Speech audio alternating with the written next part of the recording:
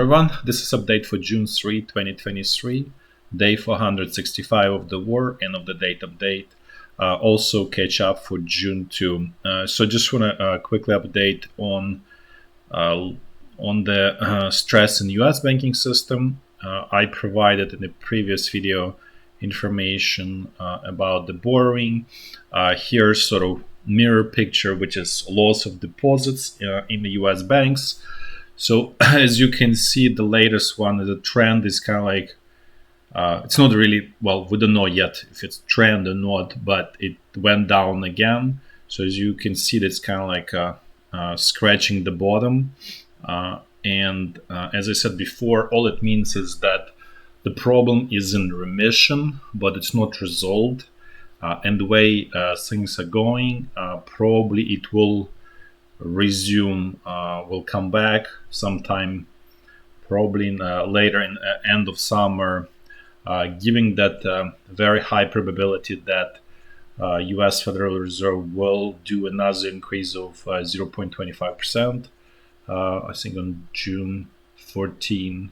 I'm not saying it's 100% guaranteed, but so far all of the data pointing in that direction. So, which again will push even more in this direction of losing deposits and making U.S. banking system upside down, or basically bankrupt, it on accrual basis, not yet on the cash basis, and that's why we don't see this mass bank runs and all of that, because it's only on accrual basis. It's not yet on a cash flow basis. Well, some banks are, but that's just sort of minority and the weakest sort of links in the system.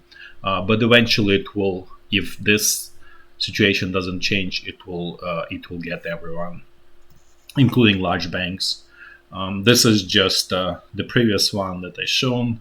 So you can see situation for now contained, as I said. Now let's switch to the strategic developments. Again, we'll talk a little bit about China.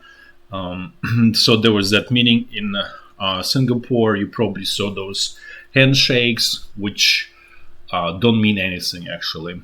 This is just, how to say,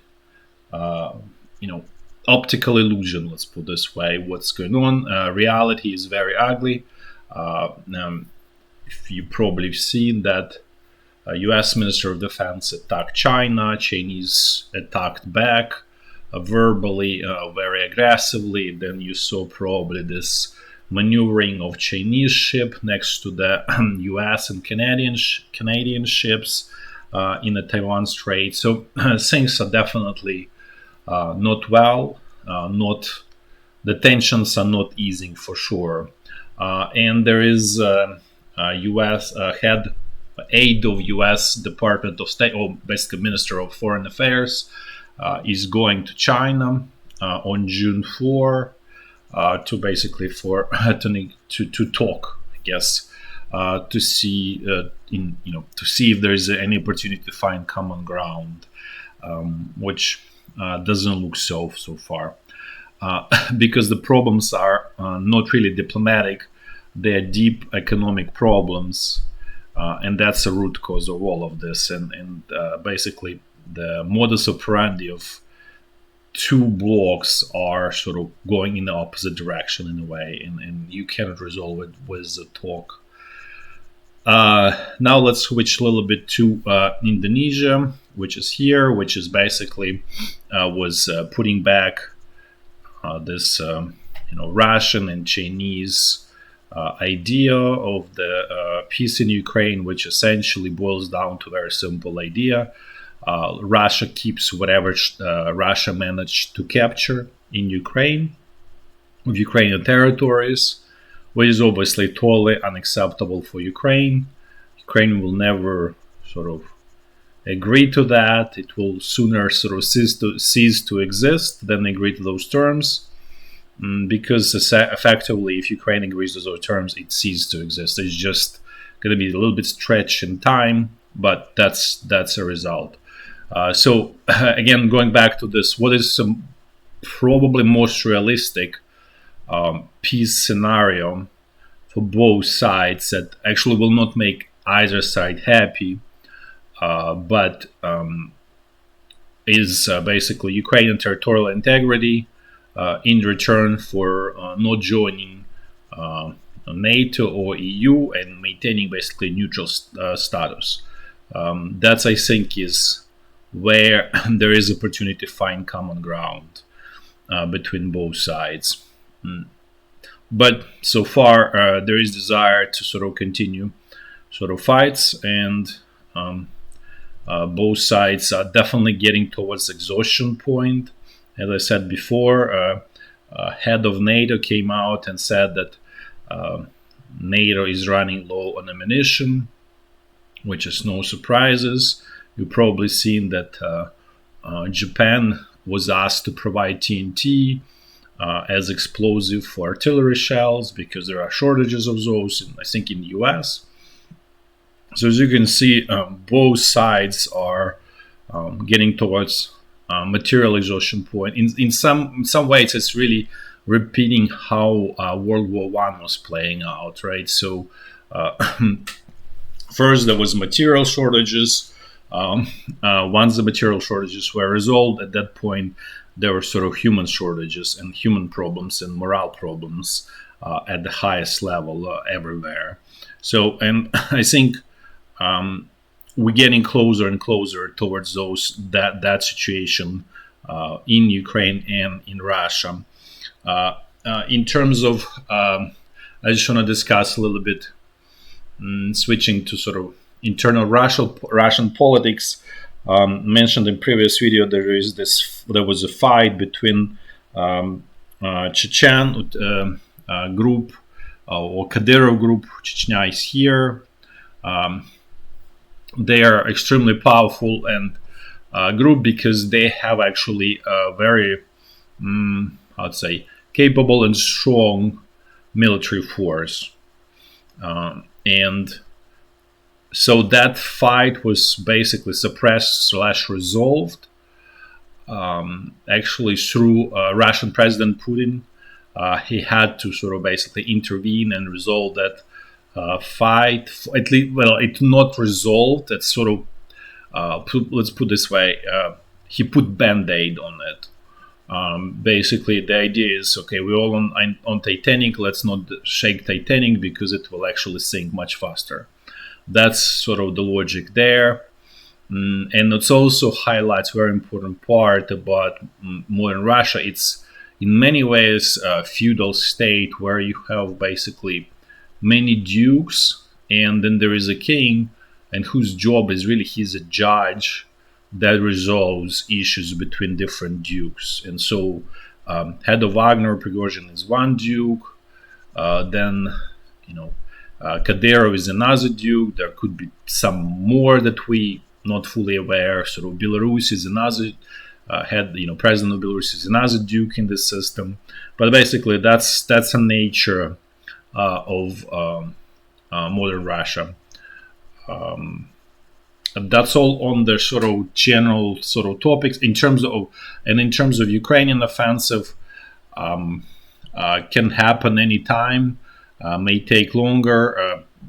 There are sort of contradicting messages being sent by different sides, but I think it's sort of in the final hours of preparation. In some ways, I would say that initial phase of it has started. Has actually moved to Ukraine, to battlefield, and I'll do walkthrough in a clockwise fashion, starting from very north. And so, as part of that, as I said before, it's probably started. And the reason I'm saying that is the fact that this area of section of the front line of the state border is becoming a front line now again here on Belgorod region, right? So starting actually more sort of from this on Ukrainian side, it's where Kharkiv and Sumy region kind of connect together, going here to slightly past I think it's Siversky Donetsk River here. So this is becoming a front line. What's happening is Ukrainian forces shelling Russian villages that are literally next to the border, including this town Shebekino here, and that's about 40,000 people. They actually have, surprisingly, they have some important factory production facilities there,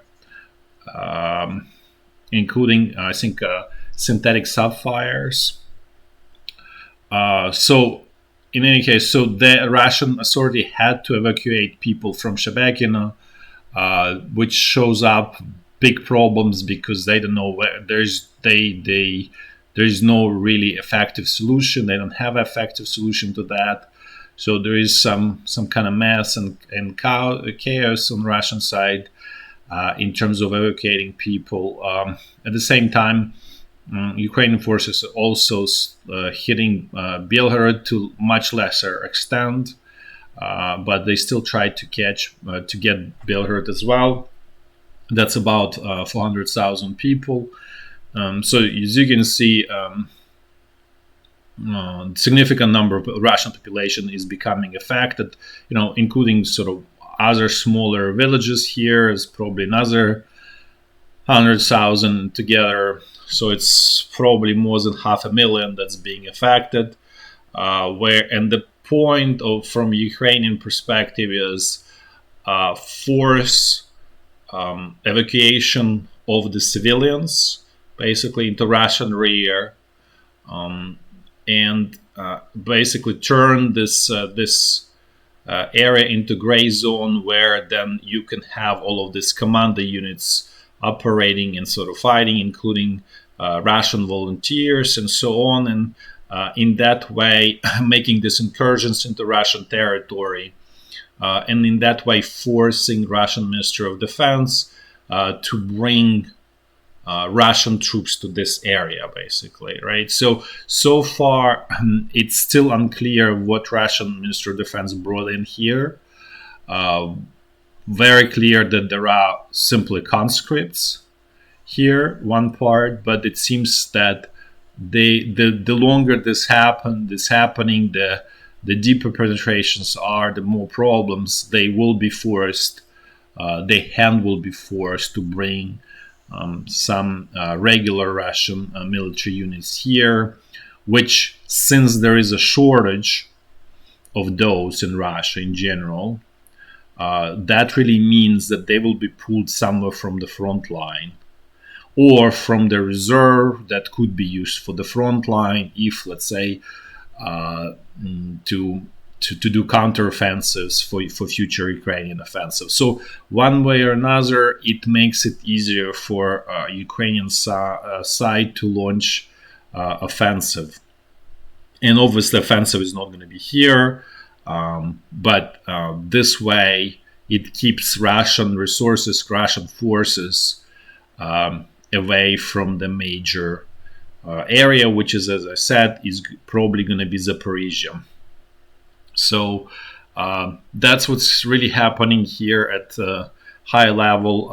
If there are sort of more deeper and permanent incursions into Russian territory, or Russian side decides to do something, I'll provide sort of map or updates. But at this point, there is no point. It's just incursion, and then running back, sort of that nature of the operations here. So there is nothing really to show that much. Now let's move to North Lugansk section of the front line. Things here more or less quiet. I show here this again Russian attack on this road towards Kupiansk. This is all here purely like just large tactical attacks. They are not part of anything bigger, larger, truly just tactical actions, but they're relatively large, so I show them. But otherwise, there is really nothing major going on this front line here. Then let's move to North Donbass front line, and things here again quiet. Again, the same idea: tactical attacks, fighting for this two villages without, you know, no end in sight, basically, just effectively meaningless activity. Again, here, Bakhmut, all quiet, nothing is going on. As I said, it's all quiet before the storm, as I said before. Now let's move to central Donbass front line. Things here are the same way, even if you're, for those who have been viewing on a regular basis, you remember there was always active, Russian side is active, this Pisky salient, or north of Avdiivka, straight of, it's always being place where there's like non-stop Russian attacks, all quiet now, stopped. The only place where there's still something going on is Marinka. And as I said before, this is sort of direction from Russian president. Okay, we need to capture Marinka, and so they basically mindlessly execute on that. But otherwise, it's all quiet. And then Zaporizhya front line is also quiet. So again, just a summary, it's quiet before the storm. When the storm happens, we'll just find out. But in some ways, as I said before, it has started. The first sort of phase of it started with actually this operation on the state border. And it's probably going to take some time to pull more Russian reserves or regular or Russian units straight from the front line to this area before Ukrainian command feels more comfortable, moving somewhere here on Zaporizhya front line. Thanks for watching. That's all for today. Until next time. Bye-bye.